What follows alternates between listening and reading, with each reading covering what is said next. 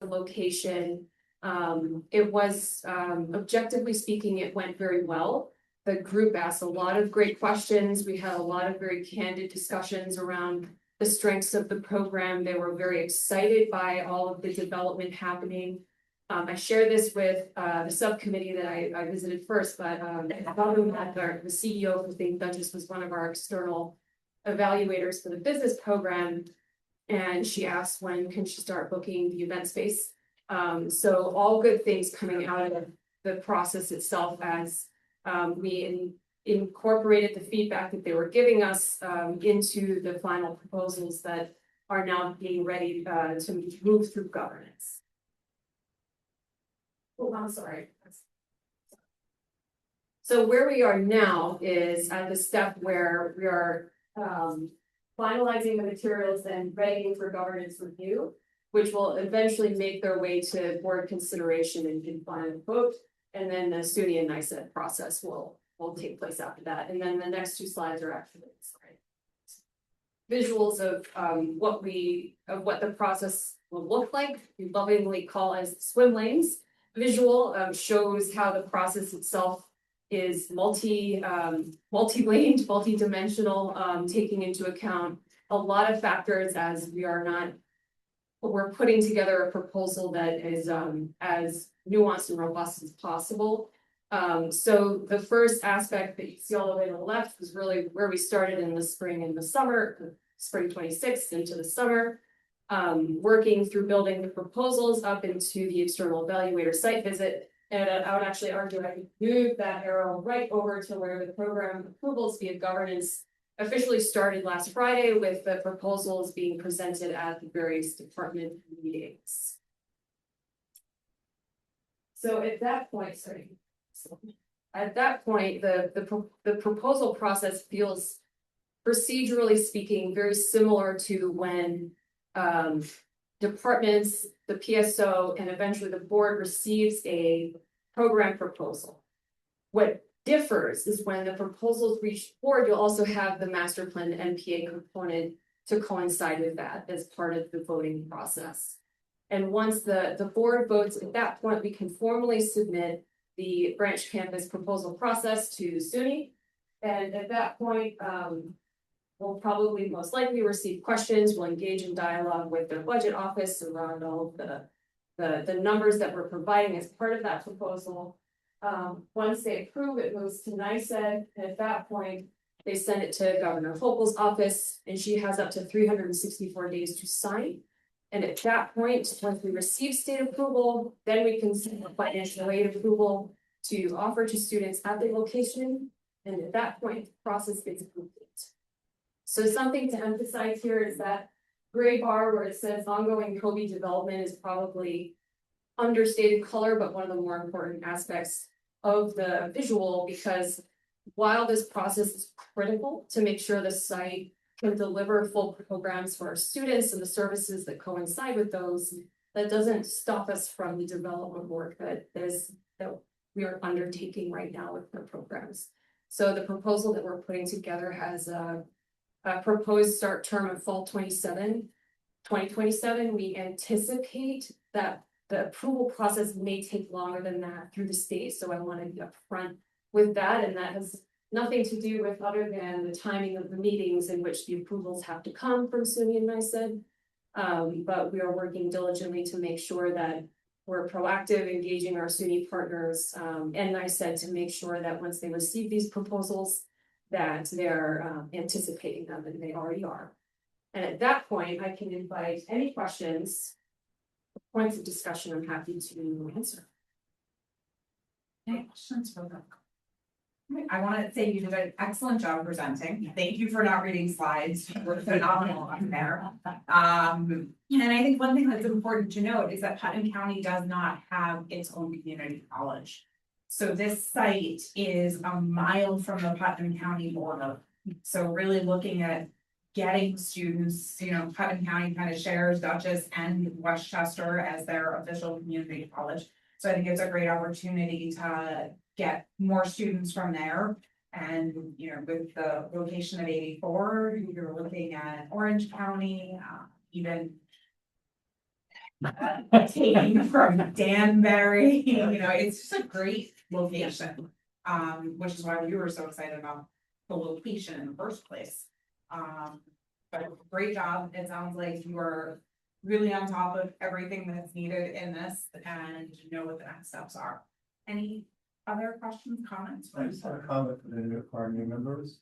So when you go through program changes, you don't have a master plan amendment because you're not doing a new campus. When you get the program changes, it's the same process. You have to be approved programmatically, in other words, by the Senior Board of Trustees as well as the education department, state education. That's how this works for everything.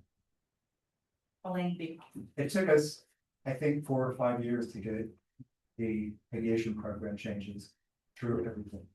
Because it was a big expansion at the time. Thank you. Yeah. Thank you. Thank you very much. DCC Association. We don't have a report because we just just now have our board next meeting. We think we had it off since I can remember when I was first appointed 10 years ago. We started having more regular meetings. Now we have some boards that days. Our next meeting, except for 24th board meetings. I'll get that in. All right, is there anything else for a workshop meeting? If there's no objections, I'll get right into the meeting. I'm going to call our August 25th meeting to order. Maureen, can you please call the roll? Mr. Eric Alexander. Here. Mr. Fabian Allen. Ms. Sarah Cloud. Here. Mr. Michael Dupree. Going with the ears.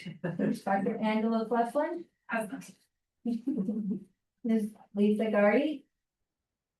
Mr. Evis Guzman. Mr. Michael McCormick. Ms. Sapna Mobile Shaw. Here. Ms. Linda Pratt. Here. We have fun. Okay, I just want to stand for the pledge.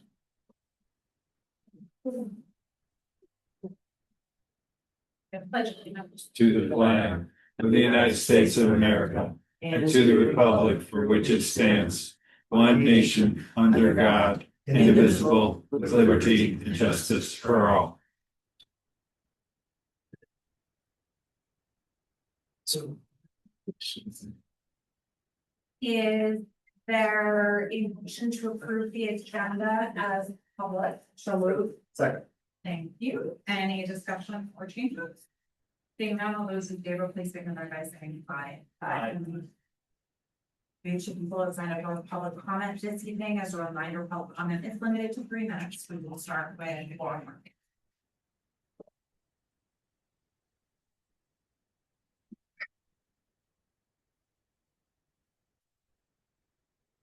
Good evening, Dr. Laura Murphy, President of Dutchess Med Educators and Professor of History, and I'm speaking about Resolution 75, approval of new titles. First, I'd like to say welcome to the new trustees. I wish you all the best during your tenure as trustees and always. I'm speaking this evening about the creation of the new management positions that are part of Resolution 75, which, based on my survey of the board materials on the DCC website, bring the total of new management titles in the last 5 years to about 20. Meanwhile, full-time faculty positions, including essential tenured positions, have declined significantly despite increasing enrollment. As I discussed in my May public comments, the college canceled several full-time faculty searches last spring based on the false narrative that instructional costs are too high.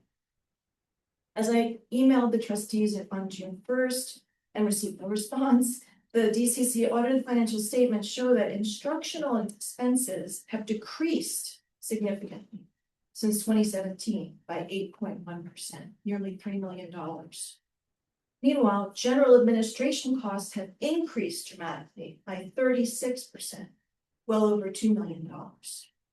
A colleague shared this data with the professional staff organization during a vibrant discussion in May, where many colleagues shared their concerns about the REBER expense reduction plan. And I hope that you've heard about that discussion at PSO. A lot of really excellent points for me. This huge increase in management positions also can be seen by comparing board salary increase resolutions for management confidential positions. So for example, in September 2023, there were 20 management confidential positions listed In July of this year, there are 34 positions listed. With this large increase in management positions, was this large increase in management positions and expenses and decrease in instructional positions and expenses discussed at the February board retreat? How can increasing the number of full-time managers so dramatically while cutting the number of full-time tenured faculty positions and relying so heavily on part-time faculty and staff for instruction and support for our students possibly be justified?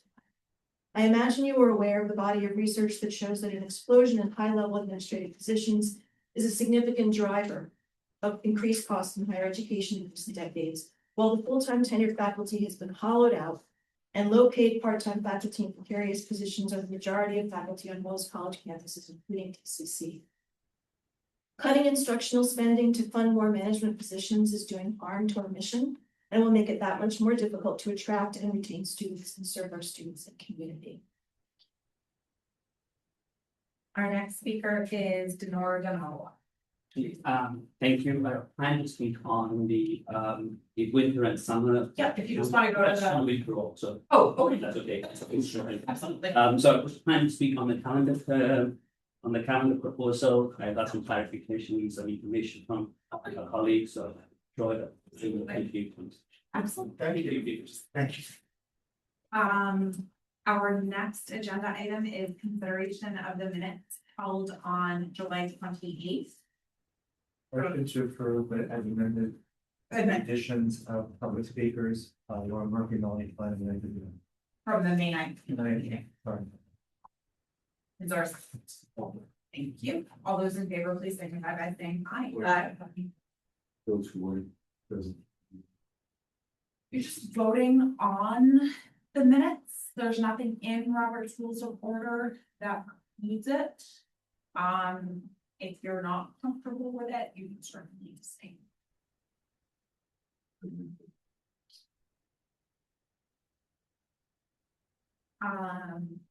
That, all right, moving on to committee reports. Academic and student affairs.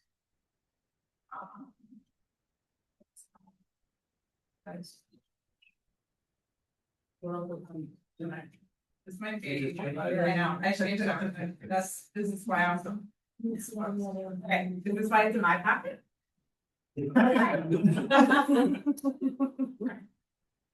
All right, so academic and student affairs met on August 12th.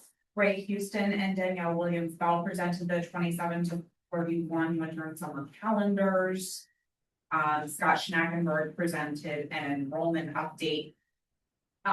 Which I look forward to hearing more about tonight. I'm sure we'll have exciting news from the president. Scott also talked about details of the realignment of the opportunity programs in an attempt to consolidate services to save money. There has been one roadblock so far. The ASAP program requires ASAP specific tutors. Since it's a grant, we have to meet the requirements of that grant.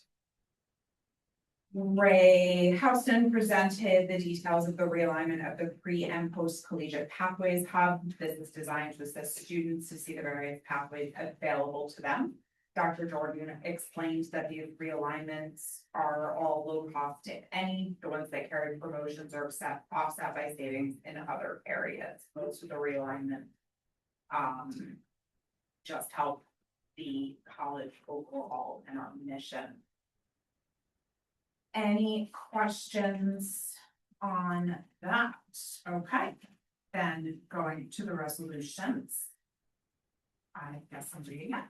Resolution 2026-27, I offer the following and move its adoption. Be it resolved that based on the recommendations of the president of the college, the attached 5-year winter and summer academic calendar for 27-28 through 30-31, which shall be made part of the official minutes of this meeting, is hereby approved. Is there a second? Second, with a minor revision, I believe you said 2026-27, it's 2026-72. Your eyes have heard those numbers. Very tired, Mr. Big. Thank you for that. Yes. Any discussion on this? All right, all those in favor, please signify by saying aye. Thank you very much. Board policy. We did not meet. Sorry. That's So, can I get the background? There is, yes. So Dara said to me, we want to be on a committee that is, has more going on. So I wanted to share board policy, and of course, there's nothing. So I'm like, I don't know what to tell you, maybe it's you. Maybe. All right. Finance and facilities, Ms. Pratt, you already gave your report, so you just have 2 resolutions. Yeah, we have 2 resolutions. The first one is resolution number 2026-73, whereas Dutchess Community College requires 1098 tax form processing and related services, whereas one proposal was received from Educational Computer Systems, the college's current provider of these services. Whereas the estimated annual cost is approximately $8,380 based on anticipated uses with actual expenditures to be determined by the college's usage and contractual unit pricing. Now therefore, be it resolved that the Board of Trustees of Dutchess Community College hereby authorizes the award of the contract for the 1098T tax form processing and related services to Educational Computer Systems Inc. for an initial 2-year term beginning September 1st, 2026 and ending August 31st, 2028 at the unit pricing established in ECSI's quote, and with 3 additional 1-year extension options upon mutual written agreement of the parties, provided that any price increase during an extension term shall not exceed 3% and be further resolved that the president of Dutchess Community College or the president's designee is authorized to execute the agreement and any mutually agreed extensions together with any documents necessary to effectuate this resolution, subject to the satisfactory vendor performance, continued college need, availability of funds, and the terms and pricing provisions of the agreement. I have a second. Second. Any discussion? Any discussion? Okay. Seeing none, all those in favor, please signify by saying aye. Aye. I will get things there. You're doing great. All right, and our second resolution is resolution 2026-74, which is the correction to resolution 2026-63. Whereas the Board of Trustees previously approved resolution 2026-63, whereas the name of the vendor identified in said resolution was incorrectly stated, whereas the correct name of the vendor is CDW-G. Now therefore, be it resolved that the Board of Trustees hereby approves the correction of the vendor name in said resolution to CDW-G, and that all other terms and provisions of resolution number 2026-63 shall remain unchanged. Do I have a second? Second. Is there any discussion? Discussion, all those in favor say aye. Aye. Great job. Personnel and community relations, Mr. Gray. And just give a quick overview, since I presented in the session over. We went through the list of new titles and strategic realignments and positions in instruction and learning. This isn't something that we just went over the first time. I've been since you've been the chair of this organization, this committee. I remember doing this with Peter, etc., administration for a while. I just want to point out that among the new titles, only one is actually really new. And that's because it's going from grant funded to college funded from now on. The rest actually represent sort of retitlings, new titles that most of them have positions in, but the person's already in position. And then as our chair pointed out, with you have step programs, people can advance management confidential, unless there's a title expansion of the job, therefore an increase, that there's not really a way to keep on doing that professional development. That was the essential part of it. We also went through labor management updates as well as things. I have resolutions ready to go. Resolution 2026-75. Its adoption. Whereas the community college identifies the need for additional positions to support student success, institutional effectiveness, instruction and learning, executive administration, and operations. Whereas the president recommends establishing the following positions: Director of Post-Collegiate Pathways, Assistant Director of Experiential and Work-Based Learning, Assistant Director of Operations, Retention, and Data Analytics, Career and Transfer Coach, Vice President for Institutional Effectiveness and Chief Human Resources Officer, Chief of Staff, Grants Coordinator, Communications Strategist, Associate Director of Creative Brand, Assistant Director for Advanced Services and Operations, and Associate Dean of Instruction, Learning, Pre- and Post-Collegiate Pathways. Now therefore be resolved, the Dutchess Community College Board of Trustees hereby authorizes the creation of the above positions effective as determined by the college administration. And be it further resolved, the president is authorized to take all necessary administrative actions to implement this resolution. Is there a second? Second. Any discussion? You auctioneer. Sound that way. Maybe we have a new copy. It's just the Electric Web 3 reading version. It was for how would I like to speak when I was in debate. All in favor, please say aye. Any nays or abstentions? I'll abstain. Thank you. Please record yes, Maureen, and one extension. I offer resolution 2026-76, amendments adoption. Be it resolved, the Board of Trustees authorizes the president of the college to execute a settlement agreement and release related to the action commencement at the County of Dutchess against Strategic Building Solutions LLC doing business as Colliers International. Is there a second? Any discussion or questions? There being none, all in favor, please say aye. Aye.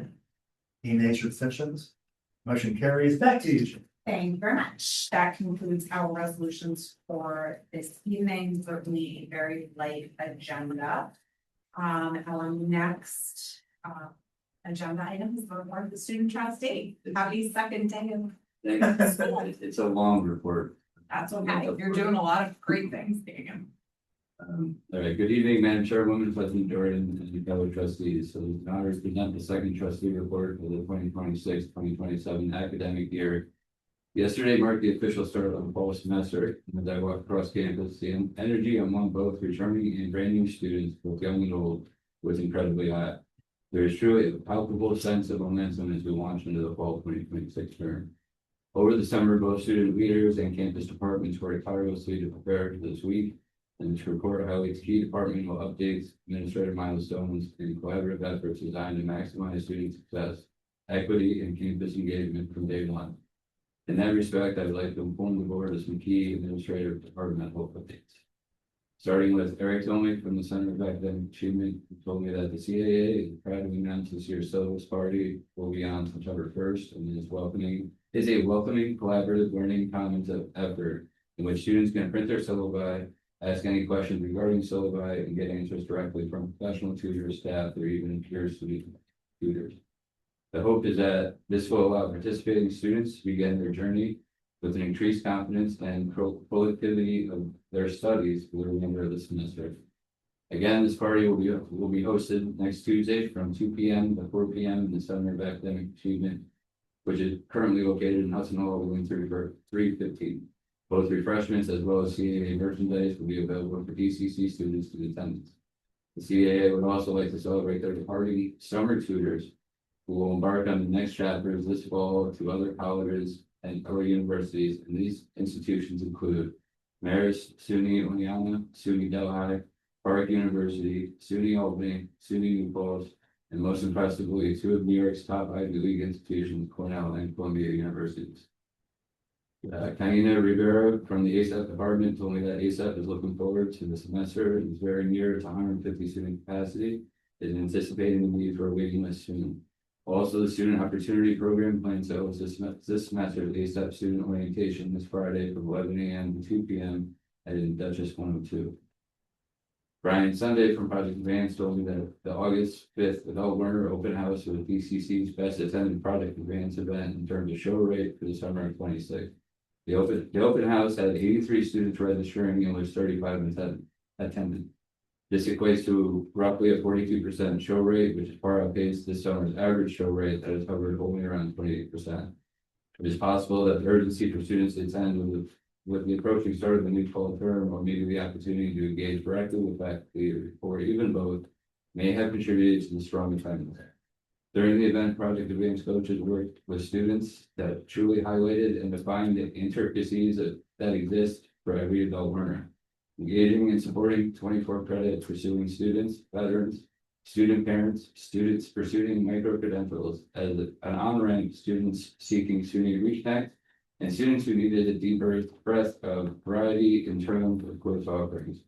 As an adult learner myself, I can say Brian's commitment along with all who make up the Project Advance team truly illustrates the amount of support and effort that is going into how we strategically position DCC and maximize both our opportunities and knowledge resources to the surging demographic.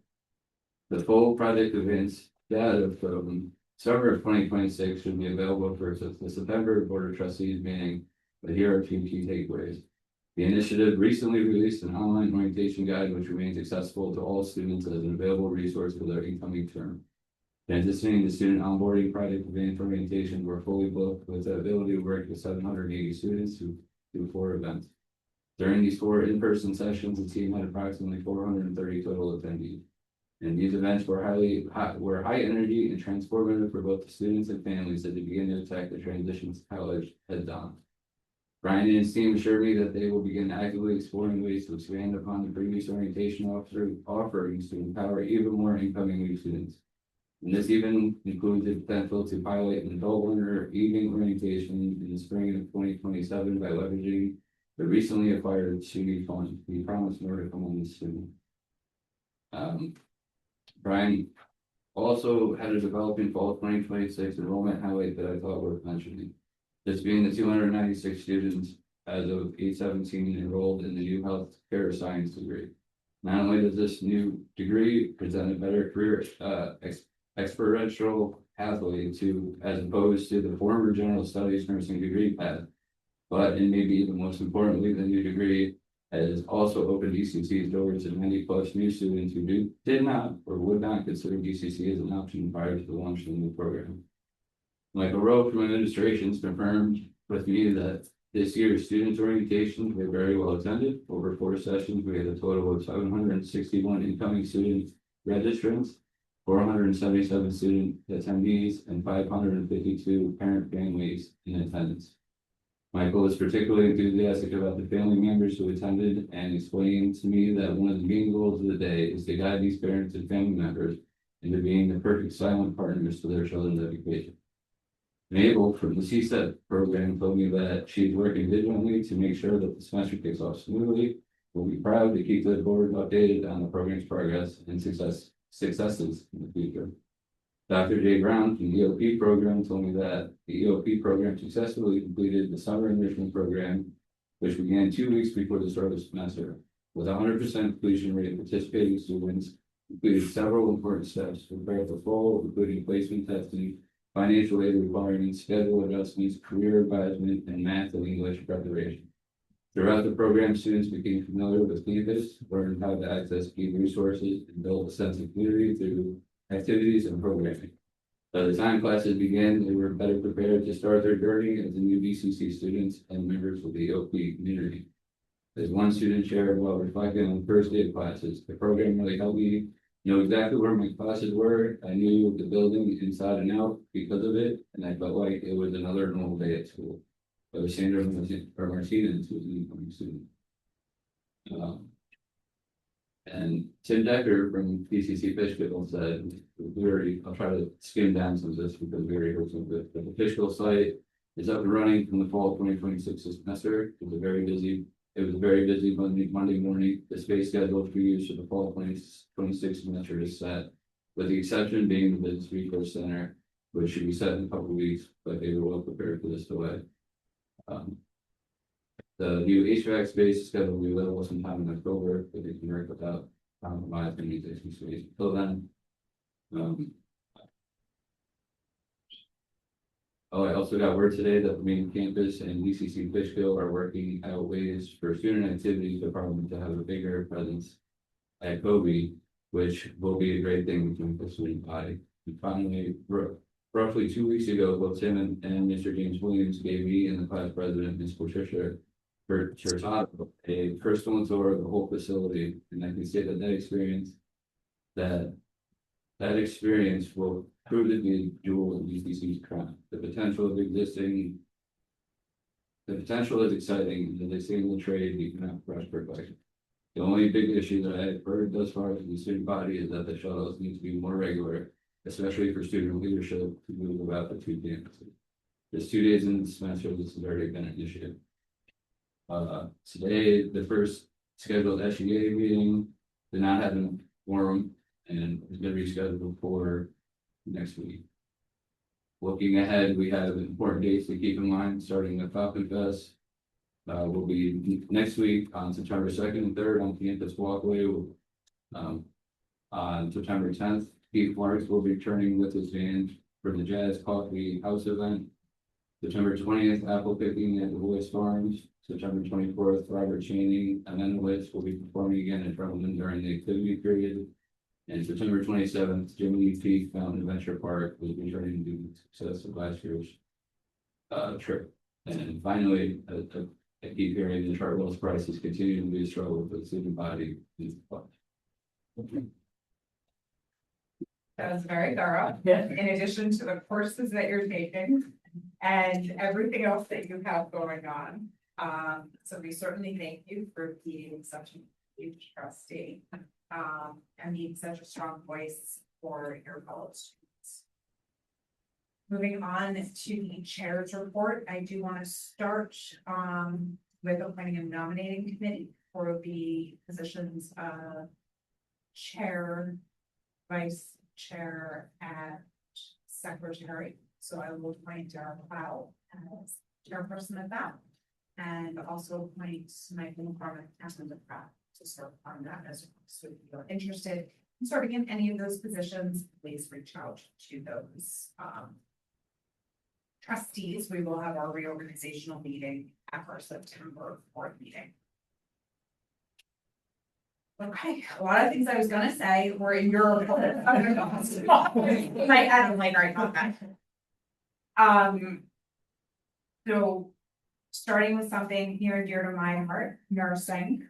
We are pleased to recognize that the Catskill Hudson Area Health Education Center made a generous donation to our students. Beginning this fall, 10 BCC nursing students will receive scholarships covering up to $5,000 in out-of-pocket tuition expenses each year, along with additional financial support, mentoring, and honestly, what I think is one of the most important things in this, funding for NCLEX preparation after graduation. If our nursing students, can do great in their courses, but if they don't pass their NCLEX, they can't work. So really focusing on that is so important. This partnership will continue through 2030, providing opportunities for even more DCC nursing students in future cohorts. The SUNY Purchase and DCC Guaranteed Pathways Agreement was signed on July 16th. This partnership creates new opportunities for DCC students to transfer to SUNY Purchase with junior standing in more than 24 academic and career pathways. The agreement also provides a new direct option for students who are not initially admitted to Purchase, allowing them to begin their education at DCC with a clear pathway to transfer. DCC students will also benefit from transfer fee exemptions, scholarship opportunities, and additional student success support designed to help make them a successful transition to Purchase. DCC expanded its SUNY Empire transfer options with 2 new transfer program options. Students who graduate from DCC with a healthcare science degree can now seamlessly transfer to SUNY Empire and study the community and human services, healthcare sciences, or nutrition.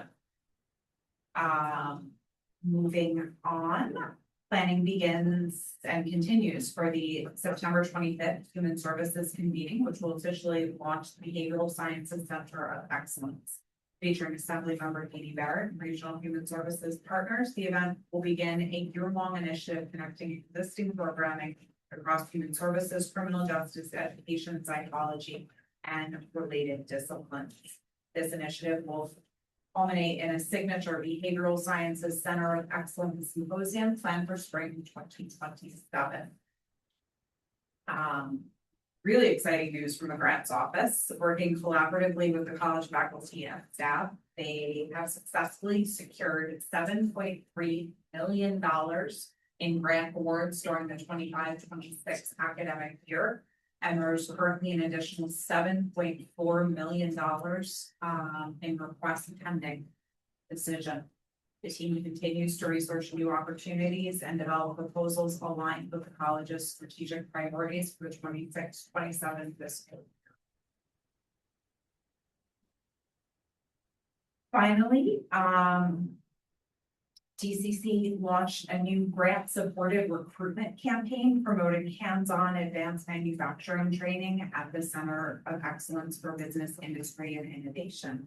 New paid and organic digital content highlighting pathways in precision measurement, blueprint readings, Industry 4.0, and electrical systems and controls, connecting prospective students with skills sought by regional employers and reinforcing DCC's growing role in Hudson Valley workforce development. Lastly, from the DCC Foundation, a gift of $10,000 was made to the Fund for Dutchess from the Leilani Orcutt Foundation Trust. A $5,000 gift was made to the Fund for Dutchess by Gail Brattain. And after a 23-year absence, Peter Crockett has re-engaged with the foundation with a $4,395.60 gift of stock to the Fund for Dutchess. His first gift since 2003, so really excited to see donors coming back. And an unsolicited donation of $5,700 was made by the Millbrook Tribute Garden for their scholarship. The last endowed donation received for this scholarship was in 2013. So again, good to see back to the foundation. That is it for me this evening, Mr. President. Thank you, Madam Chair. I think that Trustee Allen took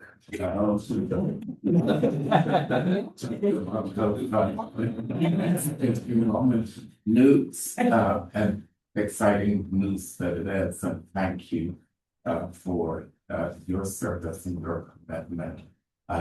He's a president and talking to faculty and staff about the needs of students and on behalf of students. So we appreciate it.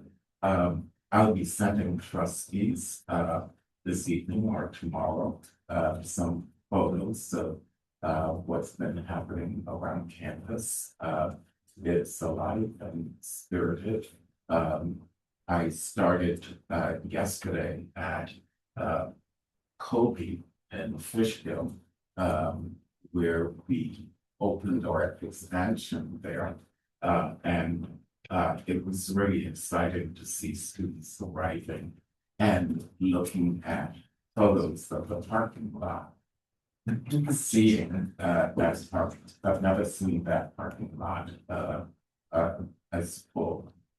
So then I went on to onto the airport, and there was a new class of students. That cohort doesn't, the new cohort doesn't start until tomorrow, actually. So that activity is picking up there a bit slower. And I'm told that things at the Family Partnership Center is gearing up also. They'll be starting on September 8th at that center. So things are happening. In terms of enrollment numbers, those numbers continue to shift at this point. We are at this point level pretty much with last year. So we still have some work to do in terms of our second full session to try to make some additional gains. But we'll know better where we land around census, which is in a week or two. So we'll have a better sense of where we stand and what work we have to continue doing.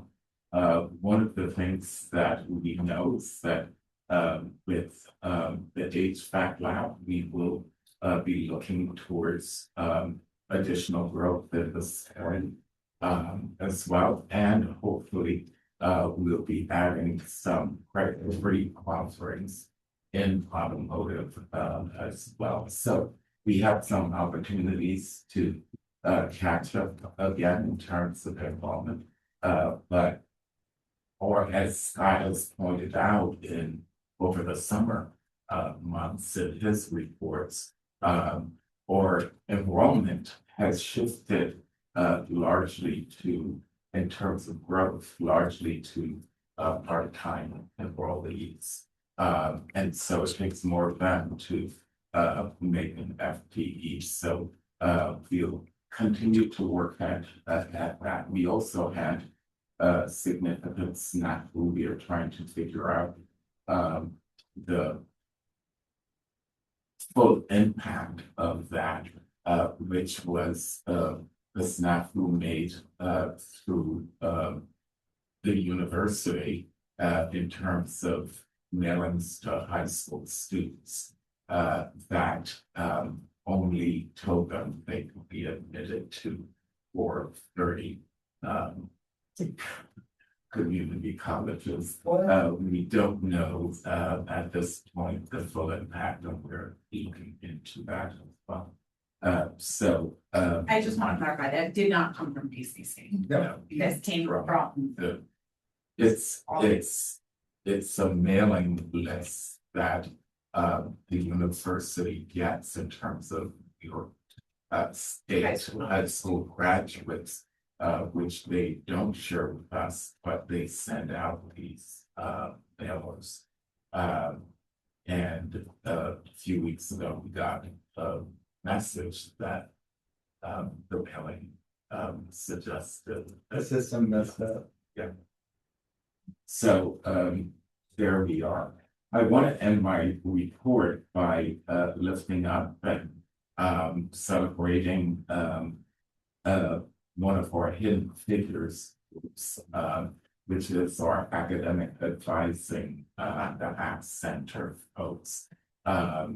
It's because of their efforts in terms of advising, intentional and focused advising, that we are able to get students on the path that we hope to keep them on. So it's a small but mighty team that grows a bit during the summer months to accommodate the onslaught of summer enrollees. But I want to celebrate them and thank them for their diligence and hard work and how intentional they are in terms of focusing on students' needs and interests. Absolutely. They're really the ones making that first impression. Yeah. You know, how willing is DCC to accommodate me? Like how, how much are my goals aligned with this college? So their work is so important to our success. Like second what you said. I do want to welcome our newest trustee, Eric Alexander, for his first meeting, sworn in. So certainly welcome. I know that you had a very extensive tour along the Sapna of DCC by Micro. Peter and I actually, they got lost. Where are they? It was supposed to be a half hour. It's like an hour and a half tour. So it's a very, yeah, we were literally like saying, did you see them? Did you see them any? So glad that you got to see so much of this campus, and obviously we will get our trustees down to our other sites as well. Any further business to come before us this evening? I have an important announcement, or basically two. One, Peter and I went to last Wednesday's Greater Regional Chamber of Commerce, where we were able to present accolade to our departing trustee, Frank Costello. We did it in front of the entire chamber. He got his rousing ovation and blushed. And more funnily, the chamber does their hot air balloon contest every year. So I got to start it by saying I never got high with Frank Costello. Second thing to say will be that trustee McCormick and myself are being honored by Mid-Hudson Regional Hospitals, Westchester Medical Health Centers. Am I saying the name correct? No, Sure, that's okay. And on the 26th, a big gala, And we're both very proud of it. That's- And we're both very proud because we're being honored because we can show that the chair of the Democrats and the chair of the Republicans in these counties can get along. So we haven't ever had partisan divides on that. Yeah. It's a good thing. It is. I apologize, I have a wedding now. I know, sorry, I heard. And to make it, I feel awful. It's okay. We can like, Yeah. tell our wedding graders, it's sad. So, yeah, no, congratulations. Ray will obviously be there that night. Oh, Well, please, I will happily buy a ticket if someone from the board would like to go and represent us. I think you're sold out. Just saying. Exactly. I mean, all right. There's a lot for being honored, et cetera, we're the community. I'm striking out. I think I'll find the ticket somewhere. We can wrestle. I'm sure I can find it. We can wrestle. Any further business come before us this evening? All right, our next meeting is September 22nd. Can I have a motion to adjourn? So move. All those in favor? Aye. All right, thank you. Get home safe, please. Yeah.